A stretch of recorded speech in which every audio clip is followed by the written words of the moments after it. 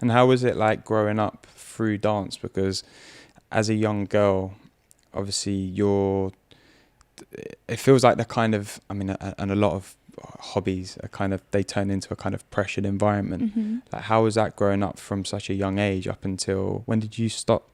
Well, unofficially stop, should I say? Probably two or 3 years ago. So that's, most of your life. So good, like 75% Yeah. of your life, probably 80% even. So like, what was the kind of growth of you and the kind of pressures that you felt through that? Do you know what? It's funny. So from my parents' side of things, I never had pushy parents. Like, you see like stage mums and all of that kind of stuff. And my parents were always just like, oh my God, you're good at dancing. Go do it for fun. Like, do it because you love it. And they were always kind of turning to it at that kind of point of view. And it wasn't until I started going to open auditions for musicals and things like that when I was younger that I realised that it was a high pressure environment. So I remember I was down to the finals for Billy Elliot when I was about 11, I think. And I remember speaking to a girl and we were just having a great chat in the changing room. And when we came out, her mum was like, you're not here to make friends. And I was like, okay, wow, that's how this industry is. And that was almost like the first taster at how high pressure the environment is.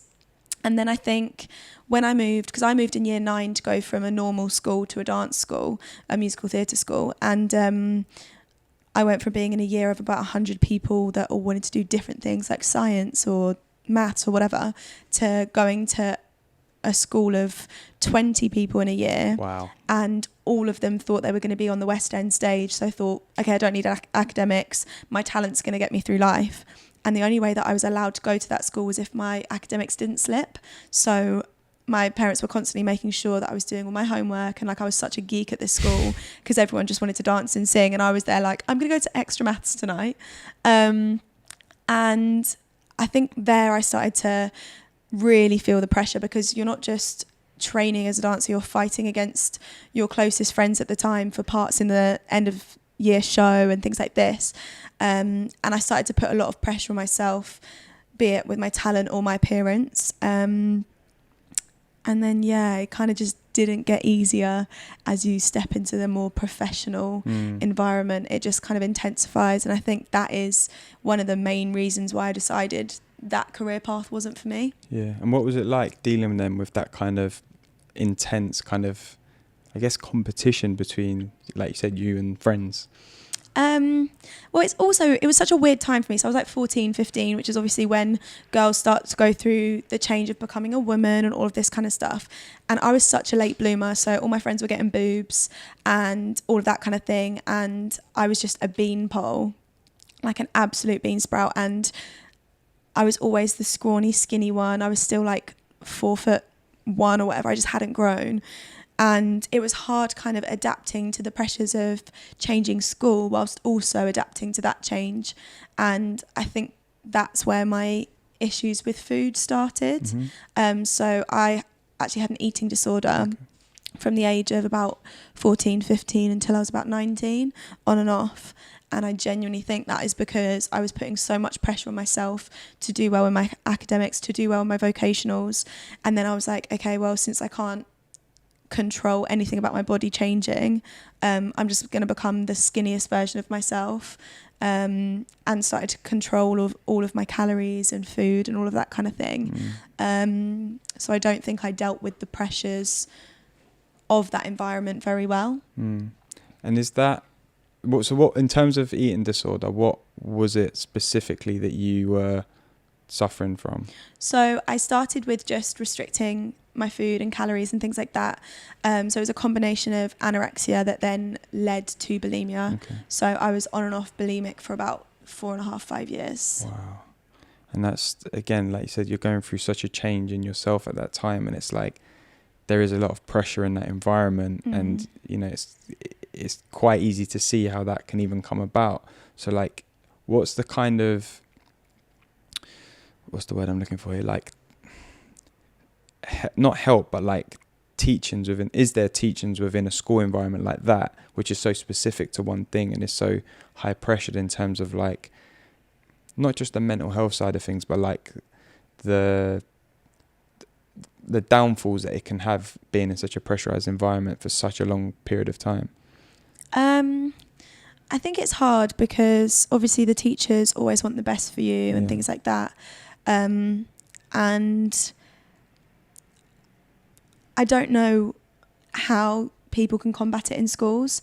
I just know for me that it was like a personal thing, and not many of my friends went through it, but I think specifically in a dance environment, you're not just conscious about getting good grades, you're constantly in dance attire, which is usually just literally leotard and tights. You're in front of a mirror next to your friends, like you're going to constantly compare yourself to them. And I think that is kind of what sparked me and kind of led me to the eating disorder. Yeah. And was it something that you were kind of suffering alone with, or were like teachers and friends aware of it as well? It's a bit of a difficult one. So I kind of suffered alone for a while, and then I told two friends on separate occasions that I was kind of, because it kind of consumed me a bit. When I started making myself sick, it was only once or twice a day, and it was just when I thought that I'd like overate, or if I just felt under a lot of pressure. But then it was becoming after every meal, and then it was becoming whenever I felt stressed, and then it was becoming whenever I felt fat, and then it was becoming like literally 10 to 15 times a day.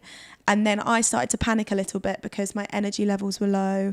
I just couldn't really concentrate. It was coming up to my GCSEs.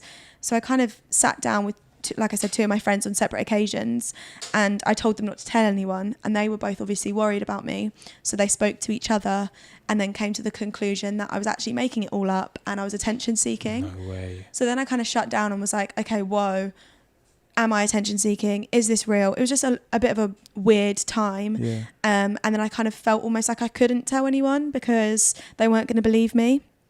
So then these friends kind of took a step back from me, and I think I just decided that I was such a negative person to be around. I kind of took a lot of time by myself. Like I remember going into assembly in the morning, sitting by myself, reading a book, not talking to anyone, not really wanting to speak to anyone. And one of my other friends told their mum that they were like a little bit worried about me. And then their mum passed on the information to my mum, who then obviously had no idea how to react. She'd never gone through an eating disorder before. She'd never known anyone to. So then went extreme and started watching everything I was doing, asking me how many times I'd made myself sick and all of this kind of thing. And that pressure kind of added to it a little bit more, because then I felt like I had to try harder to hide my little secret. So that kind of whole experience was quite difficult. Yeah. And what was like the hardest kind of moment you experienced during that period of time? Well, after that kind of time, I wouldn't say that was when I got really bad. Like that was kind of the start of it. I then changed schools. Everyone from my friendship group kind of stayed on at that school to do their college, so 16 to 19. And I decided to move. I was like, I need to remove myself from this environment. I wasn't super close with anyone when I left. And I just decided I needed kind of a fresh start. And then I changed schools. And that's when I kind of recovered a little bit, because I was like, okay, cool, fresh start, no pressure, let's go into this. And I was fine for a year. And then in my second year, I was put into a purely dance track. So all of the best dancers in the year were put together in one form, and we kind of basically followed the same timetable. And I put so much pressure on myself, because I was like, I'm in a class with the best dancers in the year. I feel inferior. I don't feel good enough. And so again, started to control my eating, and then started to make myself sick. And then this is when I got really bad, because after everything I ate, I'd always be sick. I'd leave a class, in an hour and a half class, I'd leave 2 or 3 times to be sick, and it was just getting out of hand. And my hair started to fall out. I started to pass out, have panic attacks. I constantly looked like I had black eyeshadow underneath my eyes, and I got really frail. And I think it was around this time that I was like, okay, wow, this is a really low point. And my tap teacher, who was my favourite teacher, took me to my head of year, who took me to my headmistress, and she basically said, look, we need you to recover, and if you don't, we're going to have to ask you to leave so that you can get full-time treatment. And I was like, okay, wow, like I've trained my whole life to be at this college. This is my dream college. I don't really want to waste it. So she said, look, you need to tell your mum that you're struggling by the end of half term, and if you don't, then I'm going to have to tell her. So I was like, okay, wow, I better tell my mum because I don't want it to come from someone else. So I did. I just sat her down and just told her everything, and we both cried, and then she took me to the GP. And then that's kind of where my recovery started. Yeah, which is great. And it's like, even just hearing this, I can feel like my heart like racing and feeling like emotional, because it's something that's quite close to me, in the sense that an ex-girlfriend of mine, while we were together, was recovering from an eating disorder. So a lot of the stuff that you're kind of talking about brings back a lot of memories of like seeing what she was dealing with, and you know, me not really knowing much about it, trying to offer help, and trying to put myself, I guess, in your friends and family's kind of shoes, and them trying to offer the best for you, but not really, and also like they feel like they're treading a bit on ice. They don't want to, like, you know, if you're having a good day, they don't want to like tip you one way, or if you're having a bad day, they don't quite know how to get you back on the right track. And it's a very, very tough thing, because even when you do speak to people about it and you do open up about it, and I don't know whether you went to therapy, or you know, you obviously had your mum and your friends and stuff as a support network, but it can still be quite a hard challenge. And how much of that challenge is, you know, obviously the eating disorder is a physical thing that you're doing, but how much of that challenge is mental? I think for so long I didn't think I was doing anything wrong, because it had just become the norm to me. It became habit, that I just didn't think there was anything wrong with me, and that it was just thoughts that every person goes through.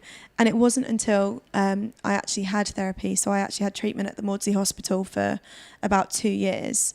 And for so long I'd sit with my therapist and I'd have nothing to say, because I was like, there's nothing wrong with me, I'm not poorly, this is just what life is, kind of thing. And I remember being in a waiting room, waiting to see my angel, is what I called her. And a woman came in who was maybe in her 40s, and she was half my size. All of her hair had fallen out, her teeth were like crumbled away. She was skin and bone, and I literally felt like I was looking into my future. Wow. And that almost knocked my mental state into reality, and was like, this could be you. And so I think from then, it was the mental state that I was in. I had to be in the right mindset to be like, okay, I'm ready to recover now. Like, I don't want this anymore. And I think it was mostly the mental battle that I found the hardest. Yeah. And how did you then start to kind of overcome that, once you did get through the therapy, and once you did have that kind of ultimatum from the school, which was obviously they were doing it in your best interest? It wasn't like, we're going to kick you out. It was like, we want you to recover and become like the best version of you again. So what steps did you go through in terms of your recovery, and how long was that road? So I think my mum took me to the GP around December time, and I was really lucky. So I had a little one-to-one with my GP, and I don't know what I said, but it must have been quite serious. So I actually have a lot of blanks in my memory from around that time, and I think it's down to being malnourished. And my GP rushed me through every system possible and got me straight into the Maudsley. And I was having treatment by January, February, so I got really, really, really lucky. And my therapist took me through like so much treatment. I saw her once a week for about 1.5 years, and then once every month for about 6 months. And just, she kind of encouraged me with different methods and all of that kind of stuff. And she encouraged me to keep a food diary. And I found it really hard to write it down. So I started taking pictures, and that's kind of where Healthy Chef Steph was born, because I started a whole new Instagram account to keep it all in one place. And I started to fall in love with food. So I wasn't scared of it anymore. I didn't see it as the enemy. It didn't stress me out. It wasn't my every thought. It was more like, okay, now I know that I need this food to fuel me. How can I make it exciting? How can I make it enjoyable? How can I make it look nice? And I think through finding other passions, rather than my whole focus being on, how can I make myself skinnier? I started to fall in love with food again, and started to fall in love with myself again, and give myself that energy that I needed, rather than filling it and fueling it with negative thoughts. Yeah. And when you look back now at that kind of version of you, you know, what would you say, you were like 14, 15 at the time? Yeah. What kind of feelings and what emotions does that bring up when you look back? You know, it doesn't necessarily have to be like a bad feeling, or it could be, you know, a positive thing or whatever, but like when you reflect back on it, or what's the kind of feeling that you get inside? It's so weird. So obviously that was quite a long time in my life that I was struggling with it, but I'm so far removed from that person now that I don't even recognize that person. Like the headspace I was in, the lying, the hiding, all of that kind of stuff. It's just not me. Like I just look back at that person and I just see this vulnerable, terrified little girl. Even if I was 19 when I was just coming out the other end of it, I still feel like I'm a totally different person. I think what you said then, in the two words you used, vulnerable and terrified, are exactly, not exactly those words, but words that I remember my ex would kind of talk about. You know, she probably still would if she, you know, spoke about it, in terms of like how she described herself. And it's like, it is quite amazing how those are the two words that kind of, it's not, you know, I don't know, like worry or doubt. It's more, it's like deeper feelings of just being scared of, like, I don't know, like letting people know or talking about it, or like admitting it, or there's that ultimate kind of fear of something. And I find that just super, like, I don't know what the word is really, like, I just think it's a bit mad, like how those things can consume you like that. But if you were to give yourself some advice back then, what would you have said to yourself if you could speak to that 14-year-old now? I think I would just tell them to be kinder to themselves and to filter their internal monologue more. So obviously the thoughts we have in our head, only we can hear, but they're constant throughout the entire day. And I would just tell myself to become more aware of them. And when a negative thought drops in, recognize it as a negative thought rather than it being Bible, and being like, okay, that wasn't a very nice thought. What's the truth? What's the fact? So when I looked at myself in the mirror and was like, oh my God, I look ridiculously overweight. I'm the fattest person in this room. Everyone's looking at me because I'm fat, blah, blah, blah. Just kind of stopping that thought and being like, okay, is this the truth? Or is this me fabricating something? And how can I change it into a positive one almost? Yeah. And it's like challenging it, isn't it? I suppose. Yeah.